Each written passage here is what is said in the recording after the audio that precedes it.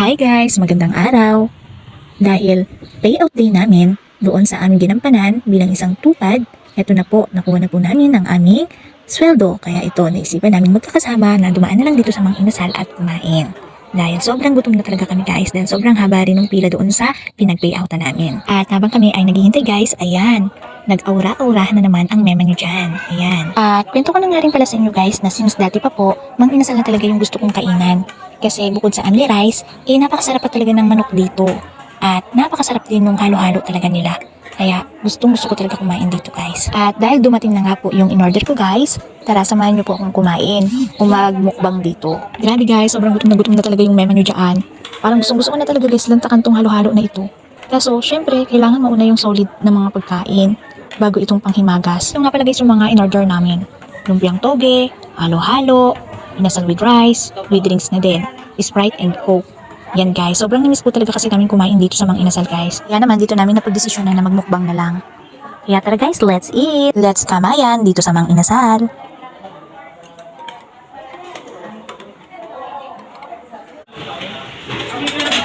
May nang ano. Huwag na lang ang kamay.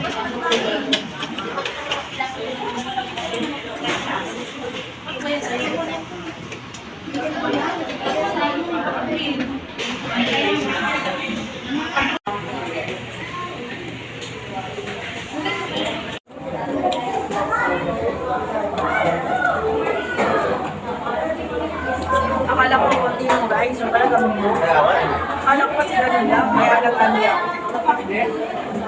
Ano po may halo-ano, hindi ako nag-ano eh. Dito nga, ganun lang lang, diba? Sa ulo, ano. Diba yung nag-iipit natin? Wala ko na lang na sa ingit. Akala ko talaga yung live content.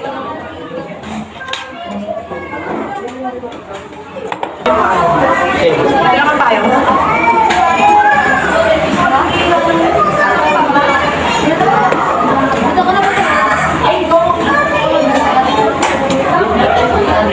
Ganito ako, uminom sa drinks. Sinok.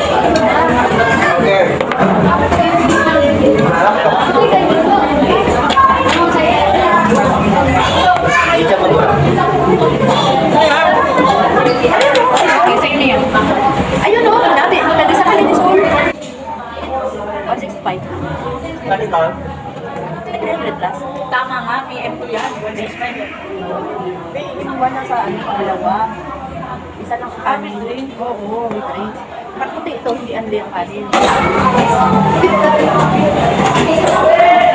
Che, gusto ko pa ng rice. Sayo ko na lang ibigay.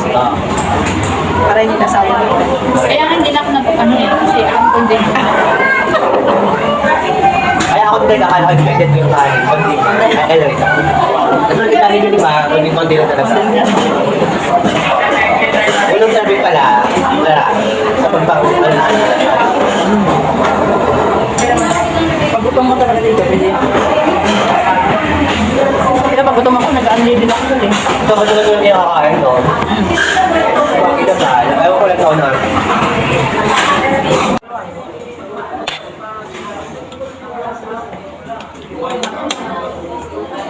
Badya na lang tayo. Punta. Sino? LRT kami. Sabay na kayo. Ano ba? Walang 30 ba yun? Magkano? 35. Depende. Kung gano'n ito? Ano natin niya? Tuwing morning. Doon.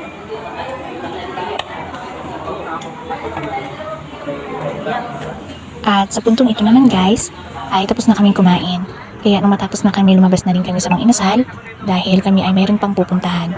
Kaya naman ito, naglakad-lakad na kami para maghanap ng tricycle na aming masasakyan papunta sa LRT station.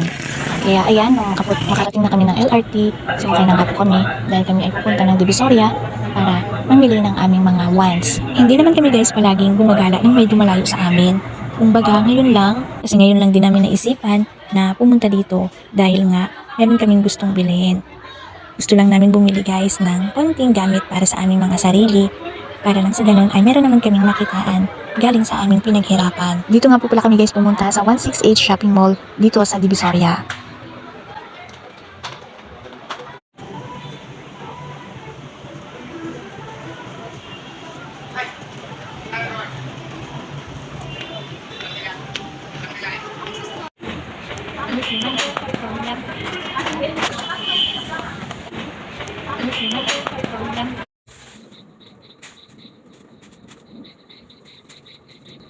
na ito guys, nakauwi na kami. At ayan na nga, busy ako sa aking mga napamili. Bumili nga po pala ako ng kumot dahil ipapadala ko yan sa probinsya. Bumili na rin po pala ako ng pantulog ko. At bumili na rin ako ng mga panty dahil kailangan ko talaga ng mga panty guys. Yan. At ayan, bumili na rin ako ng face powder ko. At tsinelas. Tsinelas na pang alis at tsinelas na pang loob.